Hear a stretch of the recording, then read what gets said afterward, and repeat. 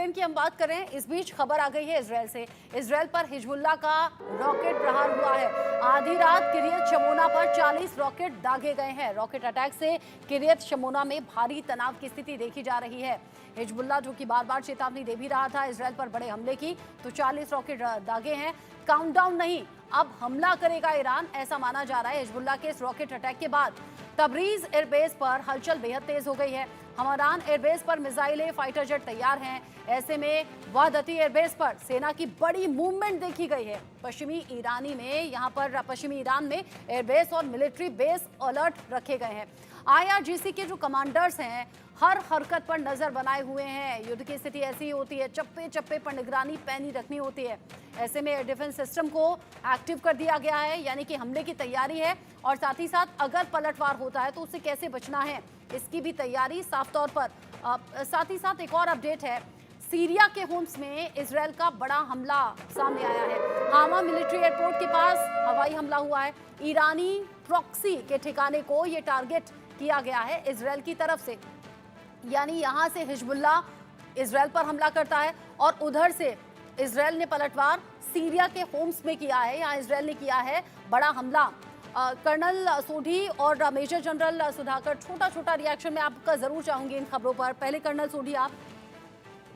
रचना जी, बहुत प्रसिद्ध कहावत है, अगर 1% भी युद्ध की संभावना हो तो हमारी तैयारी 100% होनी चाहिए। और यही चीज इजरायल कर रहा है, क्योंकि उसे पता है कि ईरान हमला करेगा, लेकिन कब करेगा वो ना अमेरिका जान पा रही ना इजरायल, क्योंकि ईरान अब हमला करना चाहता है जब इजरायल का जो ये स्टैंड डाउन हो, उनका इतना अच्छा जो तैयारी है वो थोड़ी कम हो जाए।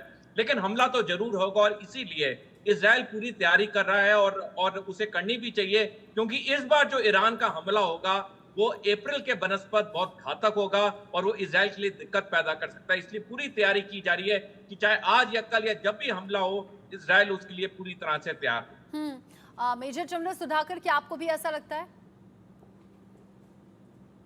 तो कर्नल सोढी साहब जो कह रहे हैं, सिर्फ एक वैल्यू एडिशन में करना चाहता हूं कि ये लड़ाई के साथ जो इंटरनेशनल ट्रेड है, ये बहुत बुरी तरह बुरा असर पड़ रहा है। रेड सी और सुएज कैनाल के बीच में 12% लोग कहते हैं कि अंतरराष्ट्रीय लेवल का ट्रेड मूवमेंट हो रहा है।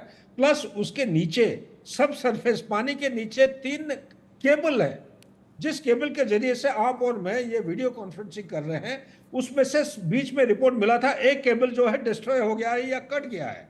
अभी फिलहाल हमारा कनेक्टिविटी बाकी 2 केबल, डेड केबल की वजह से हो रहा है। अगर इसके ऊपर ज्यादा अगर लंबा खींचेगा ये लड़ाई को, सीज फायर या स्टॉप नहीं करेंगे, तो अंतरराष्ट्रीय लेवल में पश्चिम और पूर्व के बीच में जो कनेक्ट है, सुएज कैनाल के बीच में से ये पाइप जा रहे हैं, केबल की पाइप जा रहे हैं, प्लस इंटरनेशनल ट्रेड की जो महंगाई जो बढ़ती जा रही है, आप फ्यूल, फूड और फर्टिलाइजर ये घूम के जा रहे हैं Cape of Good Hope South Africa के पीछे से। इससे बहुत ही पैंडेमिक के बाद सप्लाई चेन डिसरप्शन जो हुआ है, रूसो यूक्रेन लड़ाई प्लस मिडिल ईस्ट की जो लड़ाई, अभी ईरान जो है अंदर काफी मात्रा में अंदर घुसने वाला है, तो ये बहुत ही बुरा असर पड़ेगा। मैं तो सिर्फ सुझाव ये दूंगा, USA का जो इलेक्शन है, इलेक्शन के साथ उसको ऐसा जोड़ा जाए, डोनाल्ड ट्रंप जैसे कोई आदमी, कोई लीडर आ जाए, ये लड़ाई को जल्दी से जल्दी समाप्त करे, इसी से ही पूरा विश्व का भलाई हो। हाँ, क्योंकि युद्ध से कभी किसी का भला होता नहीं है, ये प्रधानमंत्री मोदी भी कई बार कह चुके हैं। अभी इनफैक्ट